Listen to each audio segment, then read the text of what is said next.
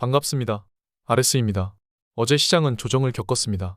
구인 건수에 대한 발표가 나왔습니다.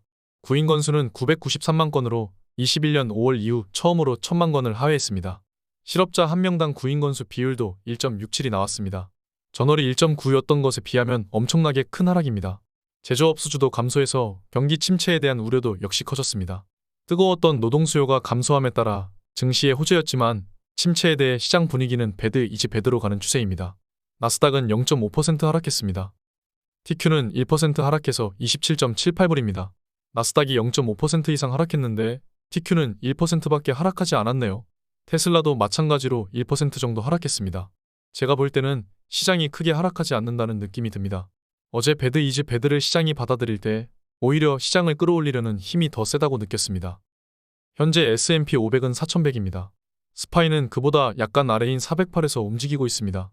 가장 최상의 시나리오는 스파이 430인데 그보다 아래에서 이번 상승이 어느 정도 조정될 가능성도 있다고 생각하고 있습니다. 어제 시장의 가장 큰 관심사는 졸츠 구인 보고서입니다. 예상치보다도 굉장히 낮게 나왔습니다. 경기에 대한 급속한 냉각이 보여집니다. 최근 은행권 위기 때문에 패드가 완화적인 스탠스를 취했는데도 불구하고 노동시장은 오히려 빠르게 식어가는 모습입니다. 이는 은행권 불안이 본격화되기 전부터 이미 노동시장 둔화가 시작되었다는 것입니다. 인플레를 때려잡는 연준의 입장에서도 임금과 물가, 연쇄 상승에 대한 부분을 잠식시킬 수 있는 부분입니다. 세계에서 가장 많은 채용을 하는 월마트와 맥도날드도 2008년 위기보다 더 많은 사람들을 해고했다고 발표되었습니다. 지금은 해고의 시대입니다.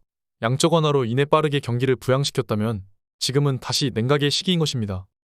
미국의 가장 큰 기업인 애플도 인력 감축을 진행 중입니다. 전 세계에서는 지금 인력을 계속 해고하고 있습니다. 매일 해고 뉴스가 불어닥치고 있습니다. 이는 경기가 침체로 가고 있다는 일종의 신호이기도 합니다. 어제는 국채금리가 큰 폭으로 하락했습니다. 이는 이제 경기가 침체로 가니 금리를 높게 유지하지 못할 것이라고 하는 것이죠. 실제로 패드와치를 보겠습니다. 시장은 금리를 3번만 유지하고 다음부터는 인하를 할 것이라고 기대하고 있는 것이죠. 물론 이 패드와치의 확률이 순식간에 변하는 것을 지켜봤지만 시장이 지금 바라보는 확률을 정확하게 나타낸 지표입니다. 이 지표에 따라서 시장 참여자들이 롱과 숏을 하는 것이고요. 저는 이렇게 봅니다. 경기 침체는 두 가지 시나리오가 있다고 보고 있습니다. 어차피 경기 침체를 피할 순 없습니다. 지금까지 돈풀기로 인해 경기가 억지로라도 올라왔으니 냉각되는 과정은 불가피합니다. 두 가지 시나리오는 역시 연착륙과 경착륙입니다. 저는 연착륙이 훨씬 가능성이 높아 보입니다. 전 세계에서 가장 발빠르게 대처하는 기업들은 미국 기업들입니다. 그들이 세계 경제를 이끌고 가장 똑똑한 사람들이 모여 대응하죠. 이미 작년부터 엄청난 감원을 진행했었고 경기 침체에 다 대비하고 있습니다. 기업들은 바보가 아닙니다. 기업이 곧 국가입니다. 이미 수많은 기업들이 경착륙에 대비를 해놨고 은행 위기도 보았듯이 조금만 신용 리스크가 생기려고 하면 패드와 정부가 바로바로 대처를 하기 때문에 신용 리스크도 없습니다. 그리고 지금 TV만 틀어도 연착륙이니 경착륙이니 이런 이야기는 흔합니다. 불과 2년 전만 하더라도 CPI가 뭔지도 모르는 사람이 거의 대부분이었습니다. 지금은 모든 사람이 물가지표에 대해선 꿰고 있죠. 이미 모두가 아는 위기는 그런 형태로 절대 오지 않습니다. 만약 위기가 다시 온다면 제2의 코로나이거나 전쟁 등 새로운 위협으로 다가올 것입니다. 우리가 미리 알고 있는 위기는 위기가 아닙니다. 패드는 두 가지 중에 한 가지 선택을 할 수 있습니다. 이대로 별 문제 없이 연착륙으로 지나갈 것인지 아니면 경착륙을 세게 시킨 후 리셋을 시킬 것인지입니다. 금리를 여기서 계속 더 올린다면 억지로 발생하는 경착륙은 충분히 만들어지겠죠. 그런데 이러면 신용 리스크에 대해서 책임을 져야 합니다. 파월은 세계 경제를 파괴시킨 주범으로 남고 싶지 않아 합니다. 게다가 내년은 제가 그토록 말씀드린 대선입니다. 1년 좀 넘게 남았는데 이 기간 동안 경제를 한번 파괴시키고 다시 대선 전까지 올릴 수 있을까요? 저는 무리라고 봅니다.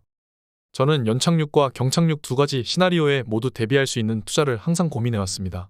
2018년부터 투자를 하면서 깨달은 것은 베타 조절이 투자에 있어서 가장 중요하다는 것이었습니다. RS 베타 투자법은 현금이 무조건 절반 이상이 있기 때문에 모든 시나리오에 대비할 수 있는 것이죠. 연착륙일 경우 우리는 베타가 1 이상이므로 온전한 자산 상승 효과를 누릴 수 있습니다. 현금 절반을 보유하면서요. 만약 착륙이 다 끝나고 상승장이 오면 베타를 더 높여서 그 상승도 다 누릴 수 있는 것이죠. 제가 가장 바라는 시나리오는 경착륙입니다. 모든 대중이 공포에 휩싸일 정도로 새로운 시나리오에 의해 경착륙이 오는 것입니다. 제2의 코로나라든지 새로운 전쟁이라든지 여러 가능성이 있지만 경착륙의 가능성은 제일 낮습니다. 이때에는 우리 모두가 리스크를 감수하고 위험하지만 투자를 해야 합니다.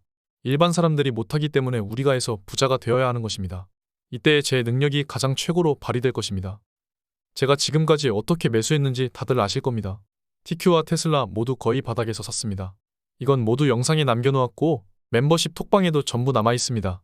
경착륙이 와서 시장이 무너진다고 하면 가장 좋아하는 사람은 누구일까요? 바로 저입니다. 그때를 생각하면 설레기까지 합니다. 저 같은 사람들이 그때 매수하는 것입니다. 그렇기에 투자자에 적합한 것입니다. 연착륙과 경착륙을 모두 대비하는 것이 바로 RS 베타 투자법입니다. 어느 유튜버가 계좌를 공개하고 현금 비율을 정해서 투자를 하겠습니까? 제가 유일합니다. RS 베타 투자법이 유일한 해결책입니다. 연착륙과 경착륙 모두에 대비할 수 있는 투자법입니다. 함께 하시죠. 투자는 평생 해야 하는 것입니다. 지금 그 기회가 오고 있습니다. 오늘 여기까지 하겠습니다. 감사합니다. 지금까지 목숨 걸고 레버리지와 테슬라 투자하는 RS 미국 주식이었습니다. 감사합니다.